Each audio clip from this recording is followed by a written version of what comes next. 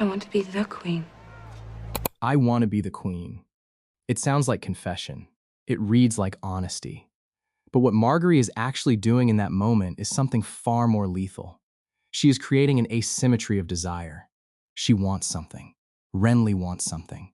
And by stating one and leaving the other unspoken, she has already won. The novels show us something the show cannot. Margaery has studied every man who has ever held power, and she has learned that the ones most vulnerable are the ones who believe they are unchallengeable. Watch until the end. The books reveal exactly how she weaponized that knowledge. To calculate the atmospheric pressure of this tent in Renly's camp, we must understand what has just been broken before Margaery speaks a single word. Renly Baratheon called himself king. His army gathers. His banners fly. But Loras Tyrell is in his bed. This is not a secret. This is the foundation of everything that follows. Renly needs heirs. Margaery needs the crown. But here is what separates her from every other woman in this world. She does not need Renly to need her romantically. She only needs him to need her more than he needs the lie he is telling about himself. Everything she says in the next moment is designed to create that dependence. Calling yourself king doesn't make you one. And if Renly wasn't a king, I wasn't a queen. Do you want to be a queen? What Margaery is doing here is psychologically surgical and deeply pathological. She does not ask him to change. She does not demand he choose differently. She stands in the presence of his secret and pretends it does not exist. This creates what psychologists call calculated indifference, the act of withholding emotional reaction to information designed to destabilize the other person, signaling that you are so secure in your position that their vulnerability becomes irrelevant to your objectives. This is emotional manipulation at its most sophisticated. Margaery is not reacting to the fact that her husband shares his bed with her brother. This non-reaction is the most threatening thing in the tent. It says, I see you. I understand you. And I do not care because your secret does not change my plans. No. I want to be the queen. The repetition annihilates the space between them. Not a queen. The queen. Singular. Absolute. But watch what she has done to Renly by making this statement. He asked if she wanted to be a queen. A graceful exit, an offer to release her from a marriage built on shame. She refuses the exit. She refuses the sympathy. She refuses to become the wronged wife who retreats with dignity. Instead, she reaches for something higher. And in reaching, she has bound him to her through psychological coercion more completely than any woman who actually loved him ever could. She has engineered his dependence. This is what we might call the predation of ambition. The narcissistic condition of being more dangerous to those who try to protect you than to those who oppose you. Because your refusal to be hurt or humiliated or abandoned reveals that you were never vulnerable in the first place. This is not empathy. This is calculated exploitation. Margaery has just communicated something devastating to Renly. She did not marry him, believing the fiction of romantic love. She married him knowing exactly what he was, and she chose the crown anyway.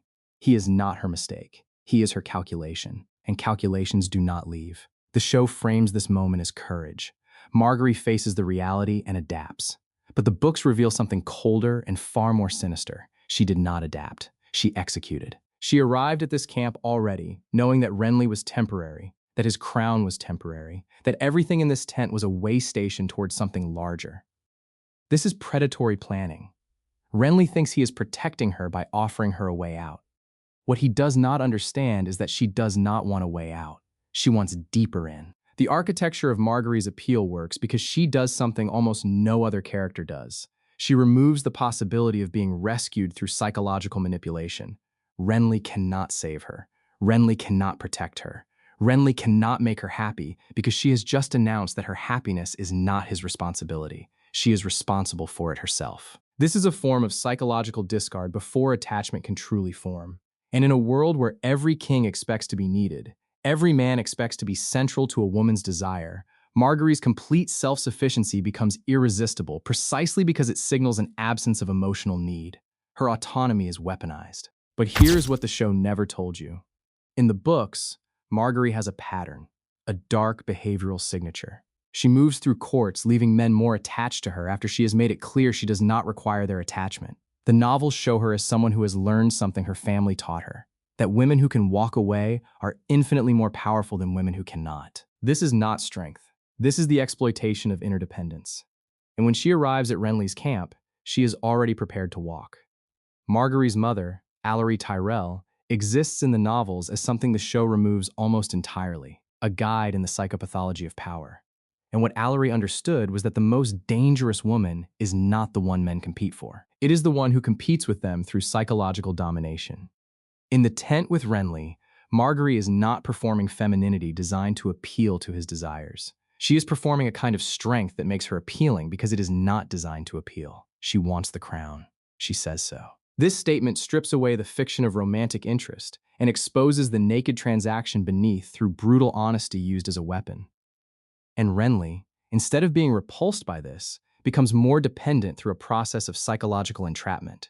The softening the show provides is profound and deceptive. Television Margaery seems almost sympathetic. She is trapped in an impossible marriage. She is making the best of it. She is even kind in her realism. The books show something else entirely and far darker. The novels show her as someone who has chosen this specific cage because the cage serves her. Every compromise she makes is not a loss. It is a calculated step toward a power structure that requires her cooperation to function. This is instrumental exploitation masquerading as sacrifice. The timeline the books establish contradicts everything the show suggests about causality. Margaery does not adapt to Renly's death because she was not banking on Renly's survival. She adapted to Renly's death because she had already mapped what comes next through a kind of psychological prescience. Her marriage to Joffrey, then Tommen. These are not pivots forced by circumstance. They are predetermined destinations in a plan that was drawn before Renly even knew he wanted to be king. The show makes her reactive. The books make her predictive. They make her a predator. But the hidden layer that no viewer sees, that the books only hint at across scattered chapters.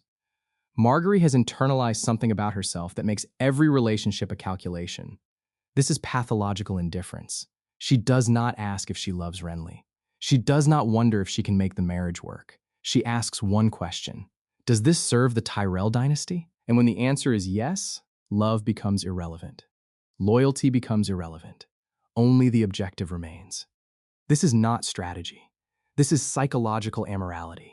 Here is what changes when you add this layer of truth. Margaery saying, "I want to be the queen," is not a moment of honesty breaking through the performance. It is the performance itself, the true feeling, the actual wound, the actual fear, the actual hunger, remains locked away in psychological compartmentalization. What she has revealed is a calculated version of ambition designed to make Renly need her precisely because she does not need him. The crown is real. The ambition is real. But the woman admitting it is a construction built for maximum psychological effect. The most dangerous people in systems of power are not the ones who hide their ambitions. They are the ones who weaponize transparency through psychological manipulation. They admit what they want, not as confession, but as demonstration. Margaery shows Renly her ambition the way a predator shows its teeth, not as a threat, but as information. A threat implies fear. A predator simply exists. In modern contexts, this dynamic repeats across every system of power where people believe transparency equals vulnerability. The executive who announces their ambition openly, who states their goals directly, who refuses to perform false humility. These people are often assumed to be weaker because they do not hide. In reality, they are often more dangerous because their willingness to be seen makes it impossible for others to dismiss them as threats through psychological dissonance. You cannot defend against someone you have already agreed to accommodate. Their transparency becomes a form of psychological armor. So here's the question that haunts every person who watches this scene once you understand what is actually happening. Can Margaery ever be anything other than what she has been trained to become? Is there a Margaery beneath the calculation? Or has the calculation become so complete that the person no longer exists? Has she fragmented entirely into a pure instrument of power? Or is there still some vestigial humanity trapped beneath the psychological machinery? Drop your thoughts in the comments below. I'll see you in the next.